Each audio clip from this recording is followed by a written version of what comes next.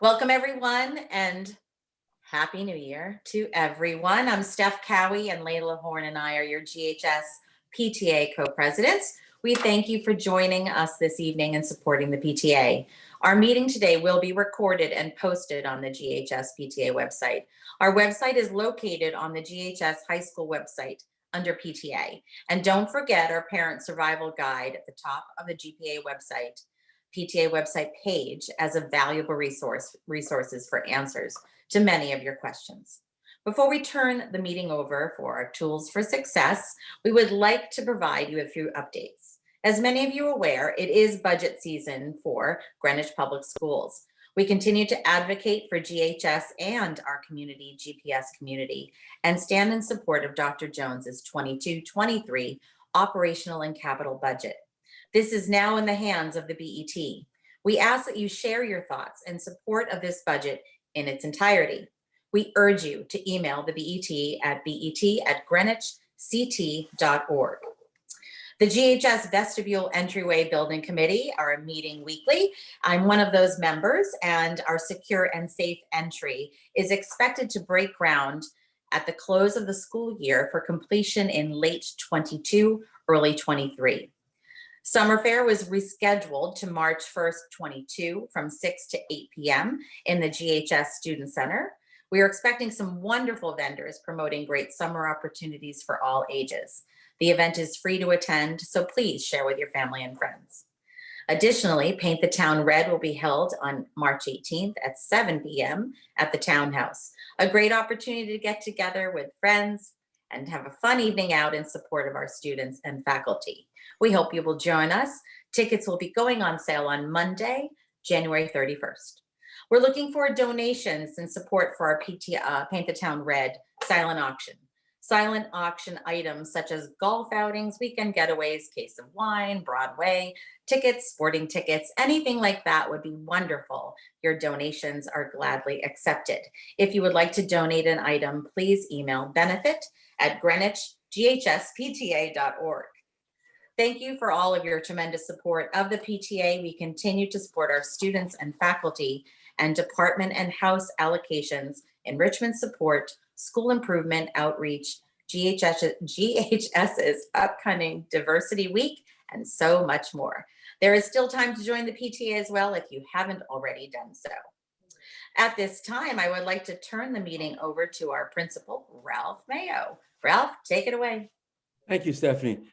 Good evening, everyone. Welcome to our PTA meeting, and thank you for joining us. The PTA is such an amazing, supportive, wonderful organization. So if you haven't joined yet, I know Steph and Layla are listening to me closely. Please join the PTA. They do so much for our building, and it's just amazing how supportive they are, not just financially, but volunteers, and so on and so forth. I mean, it's just a great partnership that we have with our PTA. I'm not going to go on too long tonight because I want to hear our two featured speakers plus whatever Ms. Foster is going to say tonight. It's always interesting to listen to Ms. Foster. But a couple of things that I wanted to get out there, and we have a parent link going out next week, so you'll get this information in writing as well, plus additional information. But I just want to let you know that in conjunction with Ms. Foster and our health department, we've decided to make club meetings face-to-face again. So if your child belongs to a club, they have the advisors have a choice now. They can either meet face-to-face or they can go online. That'll be up to the advisors and the students. We also are going to allow 200 students to attend basketball, hockey games, and ice hockey games. That's 200 students plus the 2 parents that have already been allowed to attend. So we're excited that we were able to work that out with Ms. Keller, who's a great supporter of Greenwich High School and has learned more about athletics than she ever wanted to know this year. But she has been working side by side with us to help keep our students safe. And we have decided that it's time to open up a little bit. And so we'll be starting with Monday with 200 students being allowed to go to any kind of basketball or ice hockey game. We are sticking to our limits for boys swimming, track, and girls gymnastics. So those numbers will remain the same for now. As Stephanie pointed out to you, the building committee continues to move forward. P&Z and the architectural review committee both were happy with our designs and are allowing us to move forward. So I think the next big step is hiring a construction company to start the work once school ends, and we will start when school ends. When it opens is going to be we're running into a few different I don't know, obstacles. I wouldn't call them obstacles, but a couple of different obstacles. The landscaping and the lighting is a concern for our neighbors, and we want to be good neighbors with the people on Hillside Road. So we're trying to landscape the entryway so that the lighting will not interfere with their living conditions. Let's put it that way. So that might cause the project to go a little bit longer because that landscaping was not in the original specs. Okay, and Cardinal Stadium continues to work on Cardinal Stadium continues to go on. It's not completely finished yet. A lot of the rooms underneath the stadium are not done, but they will be done in time for the spring. So that's great news. Fields 3 and 4, the two fields that are being remediated. Field 4 is the one that's currently being remediated, and that has hit a snag and is being slowed down by the weather plus materials. So we thought Field 4 would be open for the spring, but in fact, it will not be open for the spring. So one or two of our teams will be off-site practicing in the spring. But I do believe that Field 4 will be finished, and that Field 3 they will start that this summer as well, so that we can get that both those fields back up line as soon as possible. We have 42 varsity sports, 99 teams. We need as many fields as we can get. So we're hoping that weather gets better and materials start to flow into the hands of of the people that are doing the construction on those two fields. I have to tell you that this week has been a very calm, nice week for midterm exams. I've talked to every student, every teacher that'll talk to me anyway, and they've all agreed that this has been a very calming influence on the school, and that they think that the staff thinks the kids are doing very well, and the students think they're doing well as well. So we'll see what happens, but I think it was a good call. It gives everybody a break from each other, especially in the afternoons, and our numbers, our COVID numbers, our cases are way down. So them keeping people separate might have helped us a bit. So all good on my end, and I'll turn it back over to Steph. Thanks, Ralph.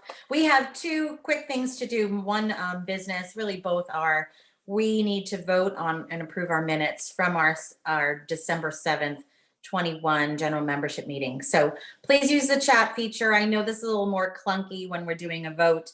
You're going to put your name in the chat as we've done before. If there's any discussion to be had, please again utilize the chat and we will slow down the pace of that. So here we go. So if you are a PTA member, to establish a quorum for the voting process, we need to actually have your name. Put your full name in now in the chat. Please remember that only paid members of the PTA can vote. You should use the raise hand feature, but in this case, we're actually going to be placing the notation in chat if you'd like to second a motion. We are voting without objection today, which means you should only object if you have a question about the motion that has been presented. If there is no objection, the motion will be passed as presented. If there is an objection, I will open the motion for discussion. Following the discussion, a roll call vote will be required. These are minutes, so we don't expect to have any difficulty here this evening, but we do have to follow those guidelines. So I would like to make a motion to approve the minutes from the December 7th, 2021 general membership meeting. Do I have a second? Ralph? Thank you. The motion is to approve the December 7th, 2021 minutes. If there is no objection, this motion will pass as presented. Is there any objection? I'm going to pause for a few minutes to see if there are any objections.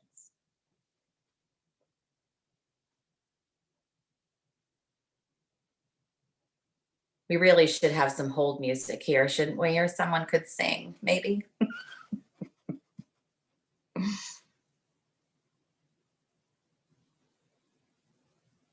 Hearing or seeing no objection, the motion passes as presented. Thank you, everyone.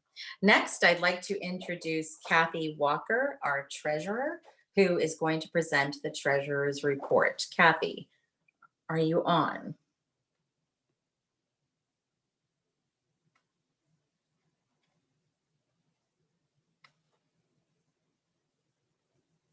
And I don't see you're on the listing for some reason. What I'm going to do is I'm going to place Kathy to the end of the presentation. I'm going to move it along to the panel, which is really what we all want to hear about anyway. I can talk about the budget after. And now onto the program. The idea behind this evening's panel is the 4 years of high school are extremely important and formative. Being at a high school like GHS that offers so many opportunities and ways to grow, we felt that this panel might help parents to consider some strategies for success during this time. I would like to introduce our panel of experts for this evening. They will be discussing academics, activities, social, and overall support at GHS. We will hear from Karen Foster, Director of Student Activities of GHS, Min Kim, founder of Versed Advisory Network, and Brittany Edwards of Revolution Prep. So welcome everyone. Following the panel discussion, Katie Yu, our VP of Parent Education, will moderate the Q&A for all to participate. You can utilize the Q&A function with any questions to be addressed.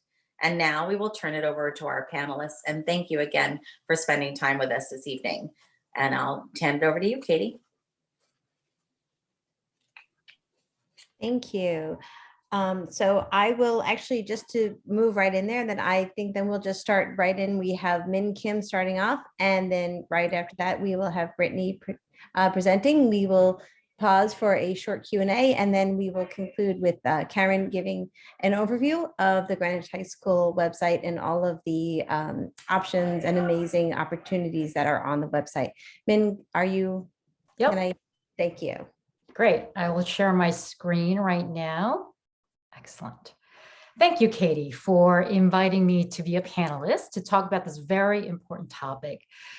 Just a little bit about me. Like you, I'm a GPS parent. I have 3 kids in the Greenwich Public Schools. In fact, with one in 9th grade at Greenwich High School right now, who's probably cringing that I am speaking here. And so nobody tell anybody, if you connect me to my daughter.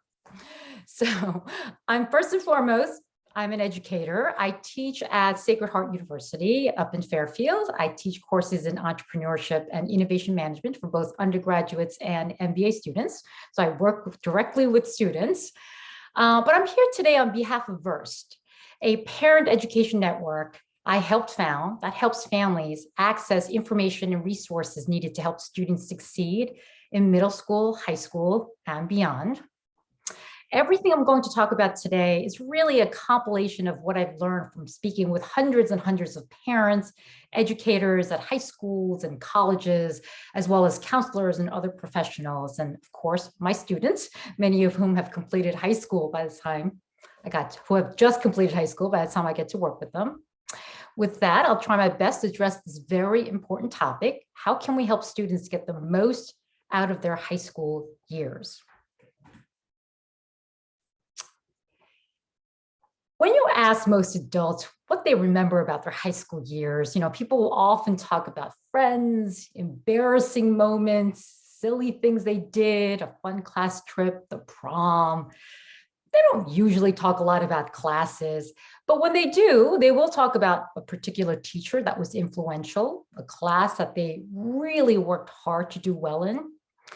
People often talk about clubs or athletic teams they belonged to and the friends they made there. So there's a huge social emotional growth that happens during this times. So much of high school is about finding oneself, learning about who they are, what they like to do, finding out what they're good at, what gives them confidence and sense of accomplishment, and getting a start to figuring out a future for themselves. So what you need to keep in mind is really the big picture, right? That high school is one of many important milestones in life, meaning it's important, but so is college, so is getting married, so is your first job. So it's one of many things. Secondly, high school is an exciting time for students to explore their interests and grow as a person. And thirdly, high school is also the start of a young person's journey to begin making choices about future careers and what is really important to them. So to that end, here are some things for you to think about in helping your child get the most out of these years. Number one, be proactive about the high school years. Our kids have just spent 14 years of their lives being told what to do and how to be. Elementary and middle school, you took the classes given to you. Parents made the choices around how you spent your free time, what activities you do. High school is finally a time when they have choices, but choices can be scary and overwhelming, especially at a place like Greenwich High School, where the options seem limitless, right? For classes, extracurricular activity. But this is the time to start making that choice, right? Who am I? What do I need? What do I want? Set goals, plan for the future. Focus on intrinsic motivations, not extrinsic. We're all too familiar with the big extrinsic motivation that dominates the lives of many students, right? Getting into college, or more specifically, getting into a certain set of colleges. On that, I will note one thing, which is that if a student plans their high school life around trying to get into a certain college, there's a good chance they'll be disappointed.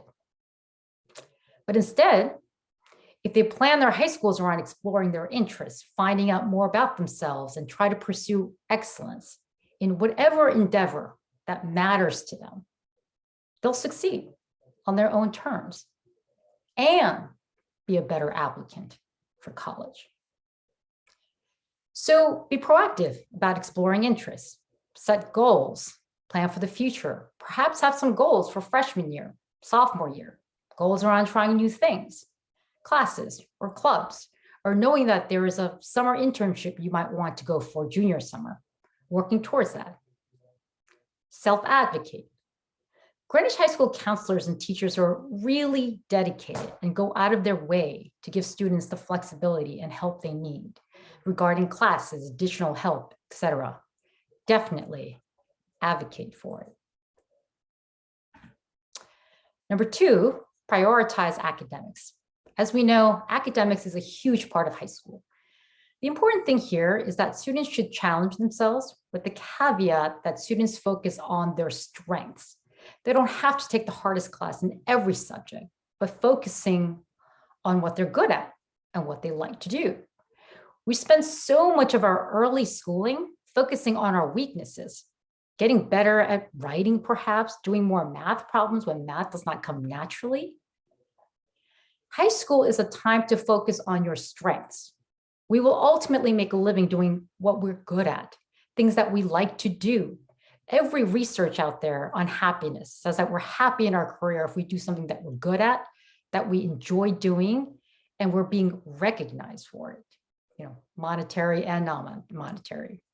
I think this is a good framework to use in approaching high school, finding out what I'm good at, what I enjoy, maybe even working towards some recognition in the form of growth and impact, which I will address a little bit more later. Definitely invest in your strength, double down, and take rigorous courses in areas that you're good at. Explore additional classes outside of school, join related clubs, enter competition, start an initiative. Also be ready to explore, try something new. Greenwich High School has an incredible array of electives, from digital art to entrepreneurship to video production, theater, on and on. Karen will go much more into depth about this. 3, develop good study habits and organizational skills. Brittany will address this important topic, but one thing I will say about it is difficult to be successful at Greenwich High School or enjoy your time here exploring new interests if you're struggling in class. So much can be done by developing good study habits and organizational skills. Learning beyond classrooms. Again, going back to exploring interests and having intrinsic motivation be the guiding light, students should be committed to learning beyond classrooms. What does that mean? Reading widely, keeping up with local, international, national news, having conversations with parents around dinner tables, talking to teachers. One of the best gift ideas for a high school student is a subscription to magazines and newspapers like New York Times, Economist, Atlantic, or anything in the area of their interests. Science, technology, art, music. Taking advantage, again, of incredible array of online classes outside of school. Feel free to email me, as we have many, many great suggestions. But if there's anything good that came out of COVID, it is that now we have access to learn just about anything online. There's so many free college courses you can take online, classes in art, music, language, technology, business, you name it. 5, explore interests, then commit to something and deepen involvement. It is no secret that when we commit to something and gain mastery, we get so much more out of it. We get good at it, gain confidence, and that confidence helps us perform at higher level and creates a self-reinforcing circle of excellence and satisfaction. Definitely use 9th and 10th grade to explore the incredible number of clubs and activities that Karen will talk about, but encourage your high schoolers to commit to a couple of things, few things for the long haul. We hear the word passion thrown around a lot, that we need to find our passion, but we don't just one day run into it or find it, but by committing to something, building skills, and truly pursuing excellence, you will build that passion.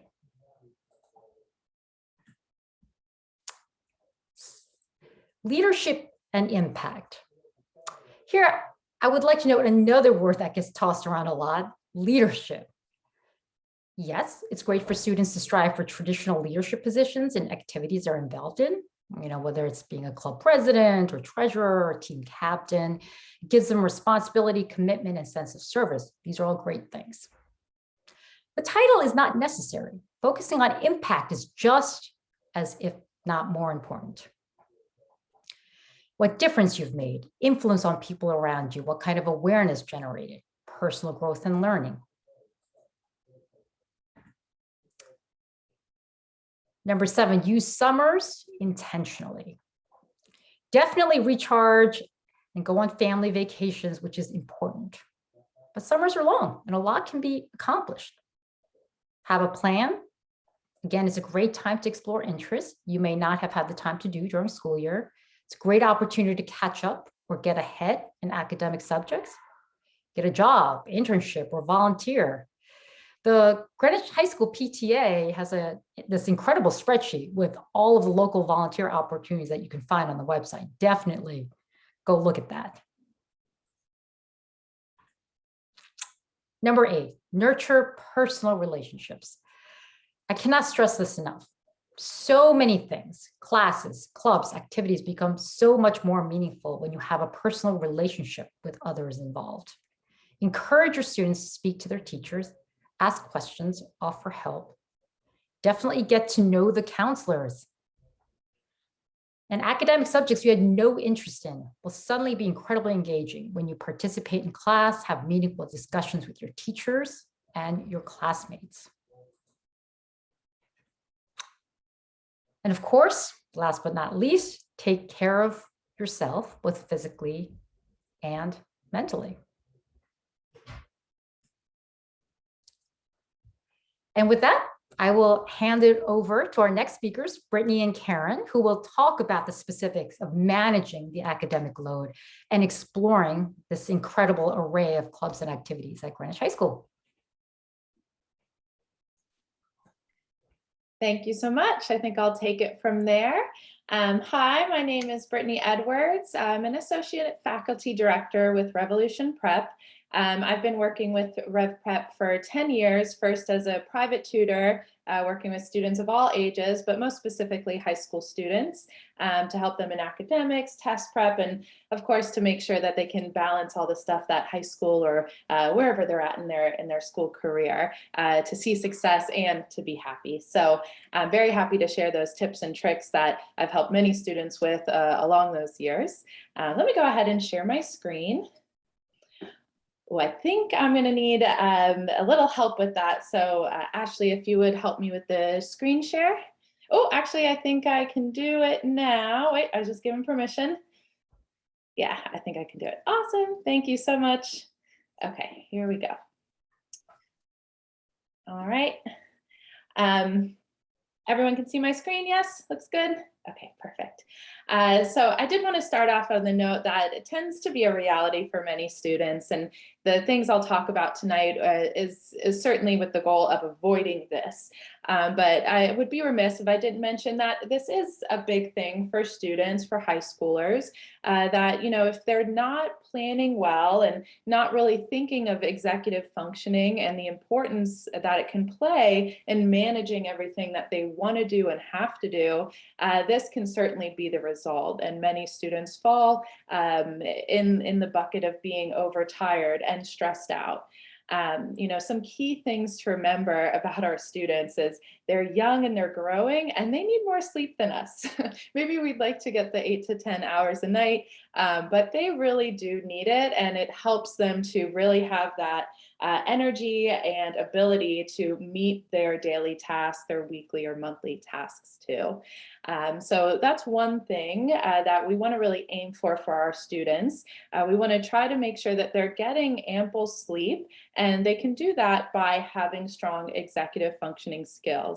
Not only will they feel more refreshed and able to tackle the day, but it's going to lessen stress, lessen anxiety, and you know that has a multitude of benefits. Of course, I think we all know. So I'm going to go over 6 kind of key executive functioning skills that your students can work to really strengthen or consider as they move through high school, and certainly areas that you can help them become stronger in as well. So that first essential skill, executive functioning skill, is to study or do work in a way that maximizes time. As was already said, there is a lot of work, right? Most of high school is going through our classes, understanding, you know, what we need to learn, what assignments we have due, getting those done well and on time. So of course, a big chunk of their time will be spent on those endeavors. And I hate to break it to you, but for students particularly, multitasking can be such a myth. You know, if they're trying to do many things at once, they're not truly doing their best on the one thing that they might be trying to get done. And so that tends to make them slow down overall. They're not getting one thing done effectively or efficiently, but rather maybe kind of doing it alongside a few other tasks at the same time. That ultimately tends to lead to stress. Students are upset they're not done yet, or they didn't do it as well. Oftentimes when they're not focused on the task at hand, that's when mistakes come up and they might have to redo it, start from scratch, you know, any number of things really from there.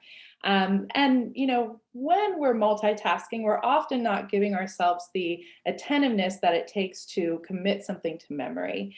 And as we know, for studying and large tests, not even, you know, the smaller chapter tests, but then those larger midterms and finals down the line, it's important that that information is retained, right? We're trying to avoid this sense of learn it for one thing and then it's gone. So by not multitasking and really focusing at the task at hand, they can help themselves to do that. So how can we help them do that? Well, first things first, the distractions, we want to do our best when it's study time, when it's homework time, to get rid of these kinds of distractions. I think we're all aware of, how many devices our students have access to and how many little notifications and sounds can be going off at any one given time. And, we're all human. It's kind of hard to just, oh, I hear it, but I don't hear it. So we want to really be active about turning off notifications or the phone, maybe putting it in another room if we need to. Even something like the TV. I know some students say, oh, I'm just putting it on for the background. But how often is that eye kind of glancing over, right? How often does that piece of dialogue catch their ear? And then that's what they're paying attention to for that moment. Even video games, right? Even if we kind of do this maybe at the inopportune time, it's very hard to put that down sometimes, right? Oh, I'm almost at the next level. Oh, I'll finish that homework soon. I just got to get to this next part in this video game.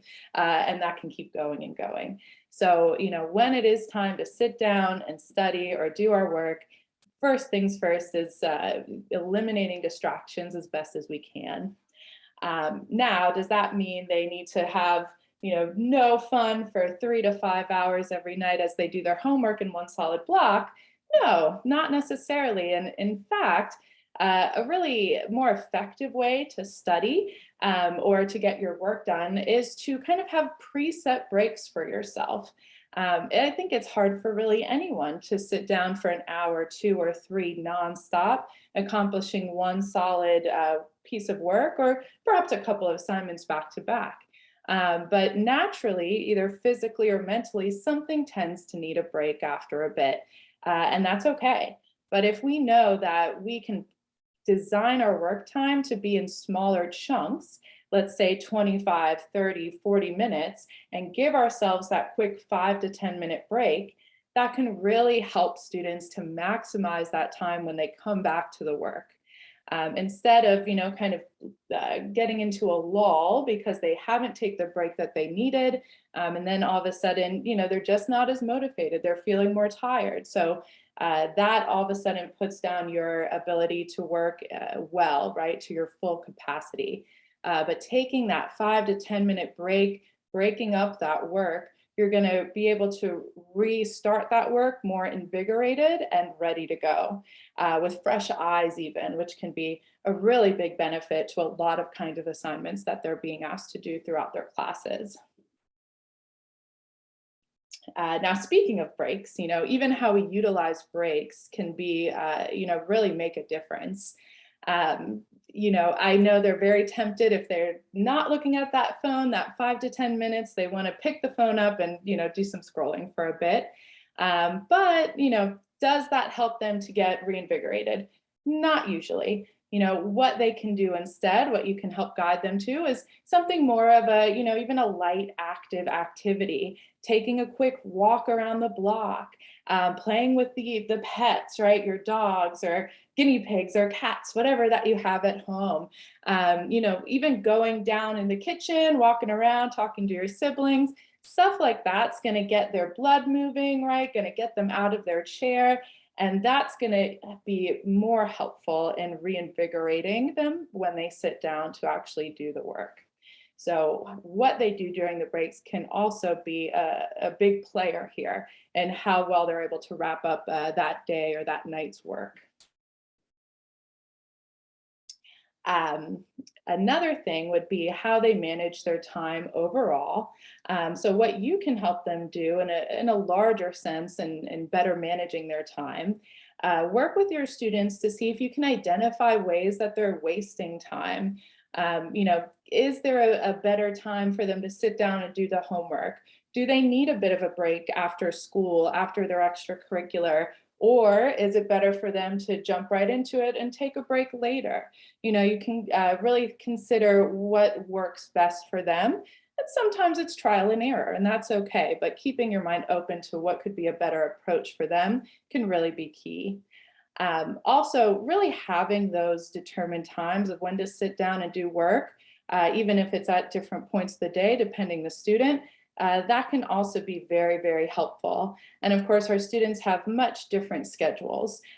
So really thinking about when they're going to be able to pay the best attention to what they're doing, when they'll have the most time to utilize that in an effective way. And that's not always after school either, right? We've got study halls, things like that, that we can certainly utilize. So those are just some of the tools that we can certainly look out for and help our students with. Now let's talk about another essential skill. Our second essential skill is to be able to plan ahead, write down goals, and stay accountable. So one thing about planning ahead is it helps you avoid cramming. Cramming is shown not to work. It is not a good system to retain information.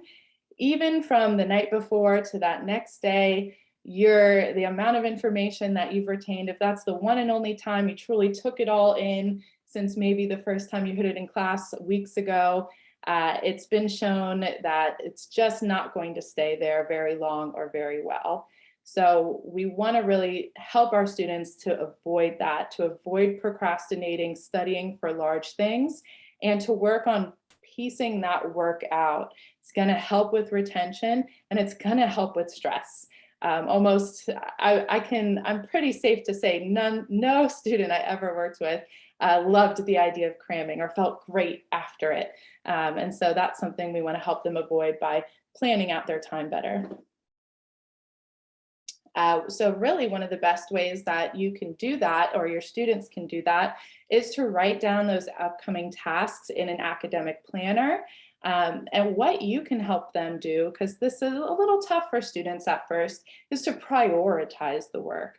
I think for a lot of students, right, they do get a decent amount that they're assigned and they have to do. And sometimes everything feels the same weight, the same importance, but that's not always the case. Right? A homework assignment is not necessarily as important or weighted as a test, even if that test is a few extra days away. But because it is a few extra days away, say, oh, I don't have to worry about that yet. But then we get to the cramming, right? So helping them see how to prioritize things and break up even those larger assignments throughout the week can really help them to maximize their time. And that's exactly what their planner can be for, to write those things down so they know what they should be doing each day. And another way that they can really break things down is to create what we call SMART goals. You'll see the acronym here: specific, measurable, achievable, realistic, and timely. This can be super effective because a lot of the times the large goals that students are working toward, sometimes they can seem, so distant or so large, it's hard to wrap their head around, oh, I can get this done. It's daunting, right? And that's actually what causes them to push it off, right? So for example, going back to a large test, if I know I have a large test on, say, 5 chapters, if that's all I think about, I have this large 5-chapter test, I'm not motivated to start because it seems very daunting. But if I say, okay, I've got a 5-chapter test, I'm going to go over chapter 1 on Monday, chapter 2 on Tuesday, that's a goal. In that moment, going over chapter 1 is much more achievable and realistic, right, than just thinking I've got this large test that I kind of know I have to study for.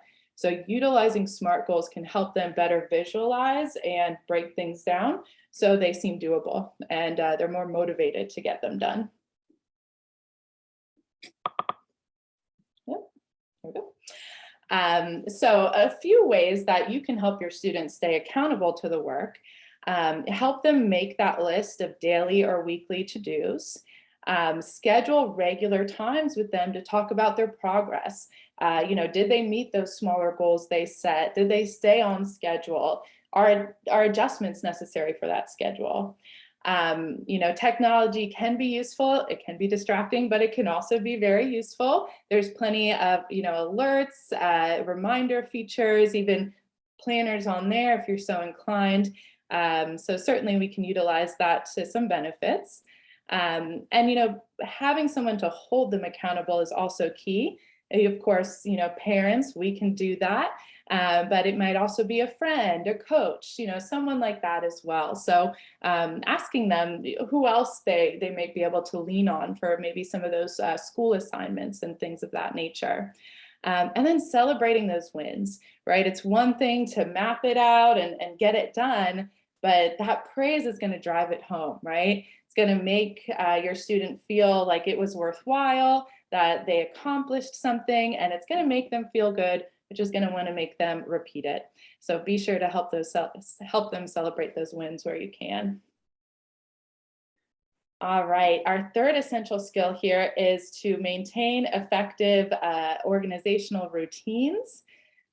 So just keeping in mind that, when we can't find something, we can be pretty stressed out about it. And if we imagine all the little things a student might need in a day, they could feel stressed out a lot, right? Where's my pencil? Where's my paper? All that kind of stuff. So it's important to have a productive study space. Again, the calendars are key to helping with that. But even thinking about how they can better, put their study space, their desk together, their backpack, their locker, that, all those elements that go into their daily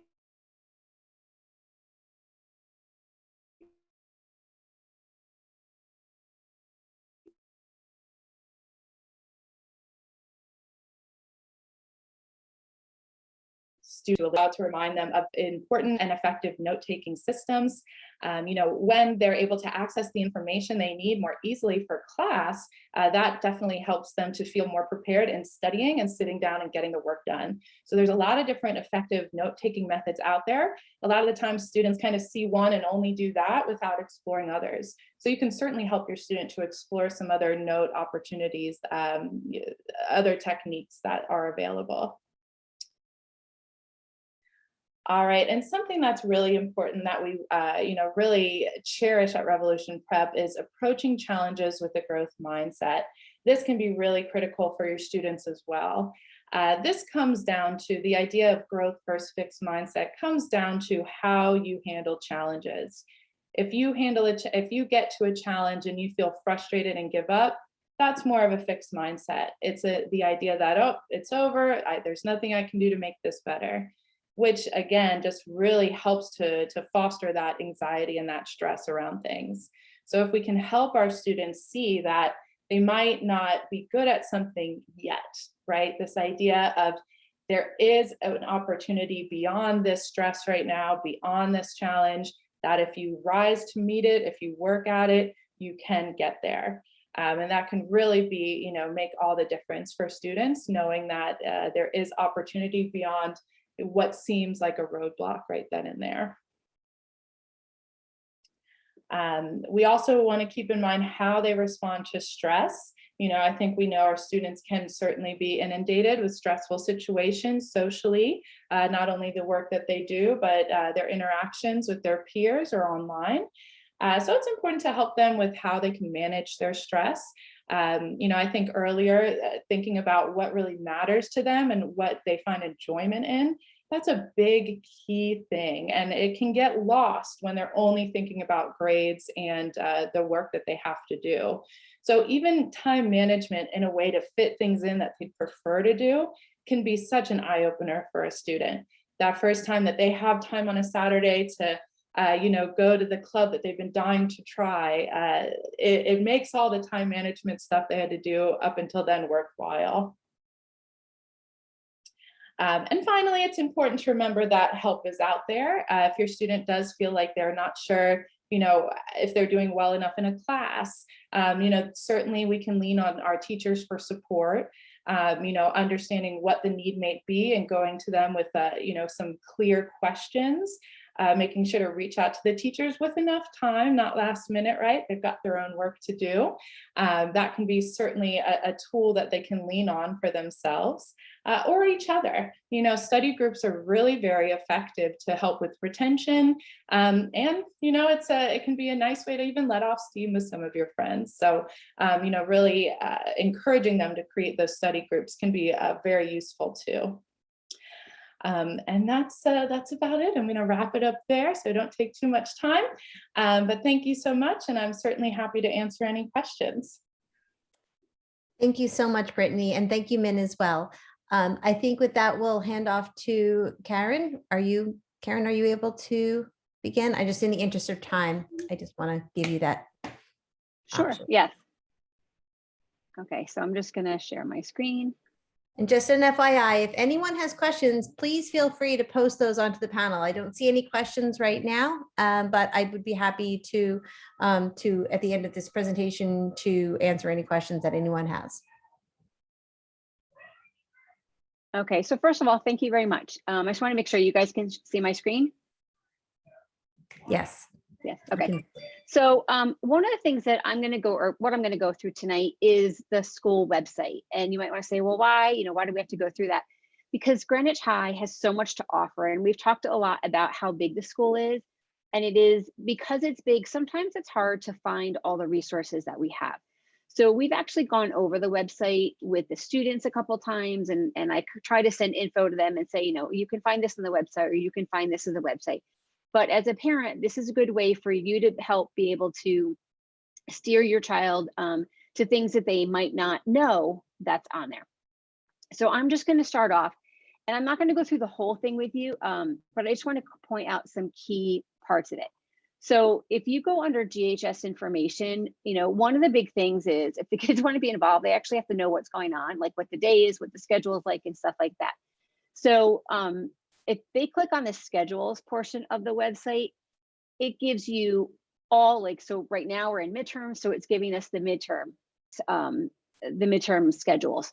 If we have a delayed opening or an early release, it'll have that schedule will be put up as soon as we have it. But then on the bottom here, we have everything from the lunch waves to when exams are, the block calendar. They can see the student planner. So if you wanted to print an extra, let's say you're trying to help your kid plan out stuff and you want to print out the next 8 weeks of school, you can do that.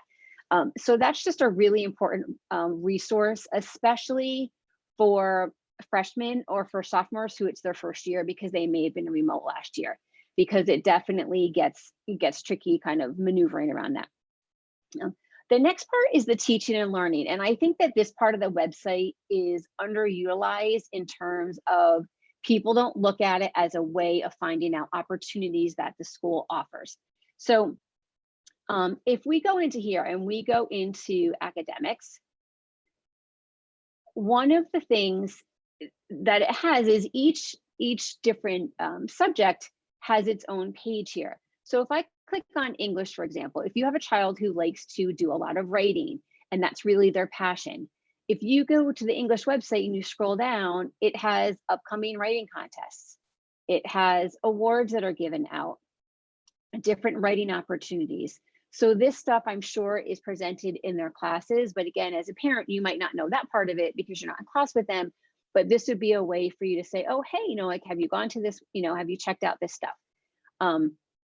Another one that I want to go to is music, because there's kind of a wide variety of music opportunities that we have. And so again, if you scroll down, areas of concentration, and it really goes into all the different options available for music. What does the orchestra have to offer? Band, chorus, the different kind of choruses that we have and stuff like that. Another one, which a lot of the kids say, oh, I didn't realize that until it was too late, is our theater program. So our theater program is interesting because some of the big shows that are put on, or the smaller shows that are put on, are part of a class, but some are not. And so again, if they scroll down and you read all the performances that we have, for example, if you click on Shakespeare, you'll realize that it's part of a class. If you click on, let's see, the Magic Circle, that's a combination of stuff that kids do in a class, but they also take in auditions for people who are not in a certain class. The Spring Musical, you do not have to be in any theater classes whatsoever to be able to participate in that. So that's one of the places where I get a big question from, oh, thought I had to be in a class for that, or do I have to be in it? Do I not have to be in it? So, so again, this is where it kind of breaks down, and there'll be a description of, you know, what are your opportunities if you're in a class? What are your opportunities if you're not in a theater class, but still interested in it? And again, it also talks about the different clubs that they have. Okay, and those are mostly outside. Again, stage crew, it's a class, but you can also do things if you're not in the class. Another part of this that I want to go into is the guidance and school counseling. So this is just a great page for the kids to get used to going to. It really has, there's a lot of information on here. There's a lot of links within here too. So all the dates of the activities for the school year.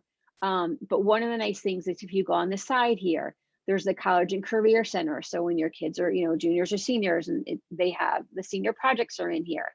The guidance staff. So this is a really great page. Again, I think a lot of kids underutilize this section of the school website. Again, also with the library and what sources or what resources they have. Reading, research, tech, you know, if they're having a problem logging in, and or they lost their password or they need their password to be reset. If you click on the tech part, it has all that information. You know, troubleshooting, how to, and commonly, you know, used apps and stuff like that. So again, a lot of the stuff that the kids might have questions on are absolutely in this website. The next part that we're going to go into is student life. Of course, this is my personal favorite because this is where I work. So again, information, there's a lot of resources for the kids. First great thing, anonymous alerts, okay? That's, you know, they hear about it all the time. If there's an issue, they can present an anonymous alert. But then you say, okay, what other activities are there at school that they might want to get into? This is the place to go. So there's information about Diversity Week. There's information about the National Honor Society on here. No place for hate. And then if you click over here on student activities, it'll say our main page, but then if you go over here, it says clubs, the yearbook information, the daily bulletin, prom, the school store. So let's go to clubs, because this is one of the ones that I always get a great question on. Where are all of our clubs? There's a list of all our 150 something clubs we have right now. If you're interested in starting a new club. So if we go to the clubs, you can see here's the name of the club, the advisor's name, the student leader, if there's more than one, and a quick club description. And then it says when they meet and the place that they meet. So this is actually, the website is getting updated in the springtime. So it'll actually be a little bit easier to look for clubs. We're going to have it so you can be able to sort.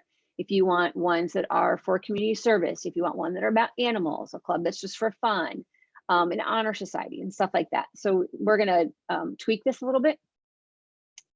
But again, the application is found here. So down here, see where there's prom. So right now it just has the quick information about prom. It says, you know, save the dates. As we get closer, there'll be the link to buy the prom tickets and the information about the prom. Same thing is we will add here when we have, if we have grade level field trips, this is found here. When we have homecoming, we have a homecoming link that's on here. So any of the upcoming events that are going on, this is where it'll be. It'll be under the student activities section. I'm going to go back to the daily bulletin at the end because I'll show you where else you can find it. Let's see. Okay, the other thing that I want to talk about is student government. So that is a huge way to get involved, and there's different ways. Obviously, we have our executive board and we have our class officers, but each homeroom this year has a homeroom rep to be able to go to our mass student government meetings to get input from the students. And this is the way for smaller groups to be able to voice their opinions and their concerns and bring it to the larger student government body. And again, student parking information, the upcoming theater productions that are going on. And then this I think is a really important tool. It's student employment and volunteer opportunities. And it actually will bring you, the PTA has this part. So it talks about if you need working papers, you go to the main office. if your if your child is looking for a job, here we go to Quad Jobs and all the information, again, the links are here. The other thing is I'm always getting asked questions about volunteering. How can I volunteer? Where can I volunteer? How do I do that? So the PTA has created this fabulous spreadsheet of different organizations in and around Greenwich where our students are able to go and volunteer. So it will say the organization, here's the website for the link, who to contact, and then a description of what it is. I mean, and when I tell you this website is, or this spreadsheet has a lot, I mean, look, 112, 113 different volunteer opportunities. In addition, we also have what I call one-offs. For example, when Old Greenwich has their pumpkin patch, they'll reach out to us and say, hey, do you guys have any kids that are looking for volunteer hours? So that information, we have student government works on volunteering, and so does the club link. And so if there's ever information, so if your child is interested in doing volunteering, I suggest joining Link Club. They don't meet all the time. What it is, it's a place where we advertise one-offs. Okay, there's a beach cleanup, or there's the Greenwich Alliance is doing something where they're looking for volunteers, the Audubon, but it's just for a weekend or one day and stuff like that. That's where we give that information. So this page right here, jobs and volunteers, is huge, huge, huge, huge, huge for everyone. And then I just want to go back to our main page, because one of the things that's on here too is the daily bulletin. It's at the bottom of the homepage, and it gives you information about today. Okay, so here's the midterm exams, what's going on for this week. We offered some mindfulness activities during exam week, where to go, information about athletic information meetings. So basically the things that are coming up are on our daily bulletin. It's a great place. I always tell the kids, put it on your phone, so it's just a link. It tells you, so if we're on our day and the kids say, hey, what day is it? They can quickly look it up. Oh, it's D-Day. Now I know the schedule for D-Day. So that's kind of my information. I really, really, and I say this at all the meetings, I feel like a broken record. The website is going to be your friend. Anything you need to know, it's on the website, or at least it'll give you a place where you can, a reference of where to start. Oh, you don't know where this is. So at least it'll say, okay, now you can go to this person and then find out this information. So I hope this helps. Like I said, we are updating this website in the springtime, but it will still have all the same content. It'll actually be new and improved, so it'll be even easier to navigate through. Thank you so much, Karen. That was really helpful. I'm actually going to, if it's okay, I'd like to jump in and actually ask a couple of questions. Karen, since we were on the screen with the clubs, I will start with two questions that came up related to that. The first question was regarding forming new clubs and how a student can find an advisor to sponsor the club. So when they want to find an advisor, that's up to them to be able to find one. If they're really, really stuck and they've really tried, we'll send out emails to the faculty and staff to see if there is anybody. But typically the clubs, you usually ask an advisor is somebody that you have some sort of relationship with. So that's why it's when the students ask the faculty or staff, it's a better relationship than if I send it out as a blank. Hey, we have students that want to start this club. So it always should start from them. Same with, the club application, it's all filled out by the students. Yeah. Okay, great, thank you. The other question that actually came up was regarding the volunteer link. That is wonderful. I did not actually know it was there. And the specific question was, can organizations seek volunteers through that link?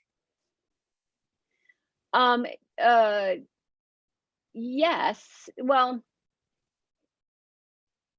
if they're looking for a one-off, so like the Audubon will come to me and say, hey, we're doing this thing on, we're doing a fall festival, whatever, we're looking for people. So when they do things like that, I send it to the Link Club and to student government so that they have that information. if it's, I guess in terms of if they're looking for people, the reason why they're on the list is because they're looking for people. Mhm. So for a long-term thing, they don't come to me, they know that their names are on the list, Right, right. Okay, great. Thank you.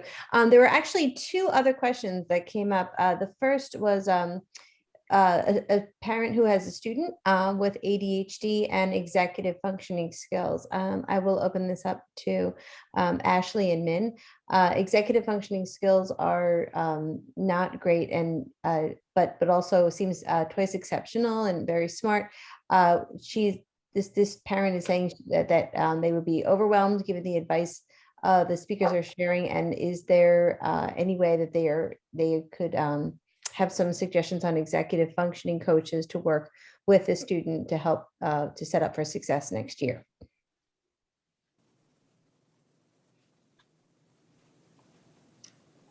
Brittany, did you want to answer that? I think when she said Ash, I think you meant Brittany, right? I meant to say Brittany. I Yes. apologize. Yeah. Ashley, I'm sorry about that. Min Brittany, I think, yes, I apologize for that. No problem. Yeah, and I see another question too that I think is very similar.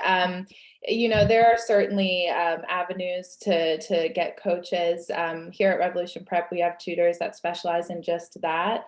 Oftentimes students, I think as the other question kind of says, it can be a little tough from the parent, right? So sometimes getting that secondary trusting figure to provide those strategies to help hold them accountable, someone that they can connect with, can be really useful in kind of getting that motivation to start that process towards their EF skills. So we do have plenty of tutors at Revolution Prep, or, you can look kind of outside, is there a figurehead, a coach that could help them as well? Perhaps, an older sibling that, they have that connection with that can be a good mentor to them in that way. So, kind of thinking a bit outside of the box in that for who could really connect with them and help with that could be a good way into those skills. Yes, I'm not sure if you saw the other question that came through was looking for advice on how to motivate your child to do the things that you suggest. Having a child who is exactly like that. I know That's a heavy what it's like. question. Yeah, I know exactly what that's like. Right. Sometimes hearing it from a parent doesn't quite register. So any tips or tools on how to handle that? Well, besides And getting, listening to a coach or a tutor, which I think is a good avenue, but I think too, right, even if it is coming from the parent, kind of considering the motivation behind where the advice is coming from. There's a difference in saying like, you should do this because I think you should versus, I understand you want the time to do this thing that, you're interested in or that you love. Let me help you make sure you have that time. So trying to connect with what ultimately would motivate your student and approaching it like that, I think can be really useful in those situations too. But I agree too, at the end of the day, sometimes they just need someone else to kind of help with that. It can be a little tough with that barrier at times, and that's okay. True. I mean, one of the, if you don't mind me jumping in, one of the things that we always encourage students to do is, getting involved in activities. You often get exposed to upperclassmen, right? And oftentimes you'll meet a senior or a junior who's perhaps, if your child is interested in a certain club and they might be the president or they might be treasurer, or they might have something that, your student actually might decide that they look up to that person, and creating a friendship. It's one of the things we always recommend. Can you don't just hang out with, students in your grade, but really actively try to meet upperclassmen who can in some way show you the way, right? So it's, in lieu of an adult, I think a near peer sometimes works even better. Mm-hmm. Mm-hmm. Absolutely. Okay, those are all the questions. Stephanie, I'm not sure if you, thank you, first of all, thank you so much to our panel for giving this very, very informative and very helpful presentation. I can say that I was actually taking a lot of notes while everyone was presenting as well, and just really very, very appreciative. I think that this was quite helpful, and I hope that everyone had a chance to really learn and glean a lot from what was discussed. I'm very appreciative. Steph, I'm not sure if you wanted to go over, I know we didn't have a chance to go over the treasurer's report. So if you'd like. Yes, so I will take it back, and thank Sure. you all very much. Again, it was a you. really wonderful presentation, and I'm sure there'll be many of us reaching out for more questions. So we really thank you all. I want to turn it over at this point to our treasurer, Kathy Walker, who will present the treasurer's report. Kathy, Hello. there you Can you all are. hear me? Am I here? Yes. Okay. I am just going to quickly give you a summary. Whoops, let me take my finger away. A summary of where the PTA finances are at. So as of January 6th, our QuickBook balance is $255,990.34, of which we have $122,000 in savings and $133,000 in our checking account. Our PayPal account balance is at 0. The expenses for the month of December were primarily related to curriculum enrichment. We funded 2 field trips, holiday cards and gifts for the teachers and administration, beautification, yearbooks, and Zoom. And we have started expenses for the Paint the Town Red, our annual fundraiser. Our revenue for the month of December was mainly from gift match, deposits, summer fair, and membership dues. And that's where we're at. Well, that sounds pretty great. Thanks, Kathy. You're welcome. Good night. You're Good very night. welcome. Thank you. Ralph, did you have anything else? You look like you might be eager to say something else. You look great. No, now he's on mute. Well, our meeting today, you're on mute, Ralph. Look at you're on mute. Okay, so yeah, I learned a lot tonight myself. I wish I had these 2 great speakers when my 4 children were in high school, but it's never too late to learn, right? That's right. Anytime. Well, we thank you all again, and our panelists again, thank you.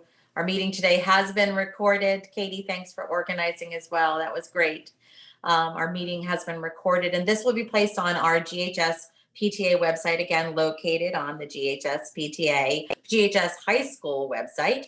The PTA page is right there. And it does have, as Karen took you through a lot of that this evening, it has so much information. So we urge anyone who has any questions, there is a lot of information there to answer those for you. So we thank you again. Layla and I would like to thank you for joining the meeting.